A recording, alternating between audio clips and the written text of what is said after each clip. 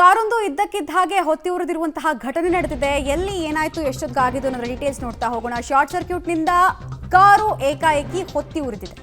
ವೈಟ್ಫೀಲ್ಡ್ ಠಾಣಾ ವ್ಯಾಪ್ತಿಯ ಸಾಯಿ ಲೇಔಟ್ನಲ್ಲಿ ಈ ಘಟನೆ ಆಗಿರೋದು ಬೆಳಕಿಗೆ ಬರ್ತಾ ಇದೆ. ರಾತ್ರಿ 8:30 ಸುಮಾರಿಗೆ ನಡೆದಂತಹ ಘಟನೆ, ಒಂದು 3 ಗಂಟೆ ಹಿಂದೆ ನಡೆದಿರುವಂತಹ ಘಟನೆ ಇದು. ಕೂಡಲೇ ಬೆಂಕಿಯನ್ನು ಅಗ್ನಿಶಾಮಕ ದಳದ ಸಿಬ್ಬಂದಿ ಬಂದು ನಂದಿಸಿದ್ದಾರೆ. ಅದೃಷ್ಟವಶಾತ್ ಈ ಅವಘಡ ಆಗಬೇಕಾದ್ರೆ ಯಾವುದೇ ಪ್ರಾಣಹಾನಿ ಕೂಡ ಸಂಭವಿಸಿಲ್ಲ.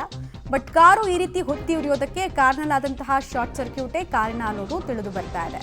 ವೈಟ್ಫೀಲ್ಡ್ ಠಾಣಾ ವ್ಯಾಪ್ತಿಯ ಸಾಯಿ ಲೇಔಟ್ನಲ್ಲಿ ಆಗಿರೋ ಘಟನೆ. ಸ್ಥಳಕ್ಕೆ ಅಗ್ನಿಶಾಮಕ ದಳದ ಸಿಬ್ಬಂದಿ ಬಂದು ಆಲ್ಮೋಸ್ಟ್ ಬೆಂಕಿ ನಂದಿಸೋಷ್ಟೊತ್ತಿಗೆ ಕಾರು ಕಂಪ್ಲೀಟ್ ಆಗಿ ಸುಟ್ಟು ಕರಕಲಾಗಿರೋದನ್ನು ನೀವು ಗಮನಿಸ್ತಾ ಇದ್ದೀರಿ.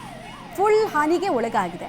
ಬಟ್ ಈ ಘಟನೆ ಆಗಬೇಕಾದ್ರೆ ಕಾರಲ್ಲಿ ಯಾರೂ ಇರಲಿಲ್ಲ, ಇಲ್ಲಾಂದರೆ ಅವ್ರ ಪರಿಸ್ಥಿತಿಯನ್ನು ಇಮ್ಯಾಜಿನು ಮಾಡ್ಕೊಳ್ಳೋಕ್ಕಾಗಲ್ಲ.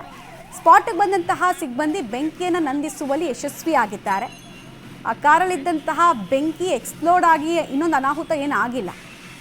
ಕಾರಣ ಏನು ಅಂತ ಮೇಲ್ನೋಟಕ್ಕೆ ಪರಿಶೀಲನೆ ಮಾಡಿದಾಗ ಗೊತ್ತಾಗಿತ್ತು ಶಾರ್ಟ್ ಸರ್ಕ್ಯೂಟ್ನ ಕಾರಣ ಅನ್ನೋದು.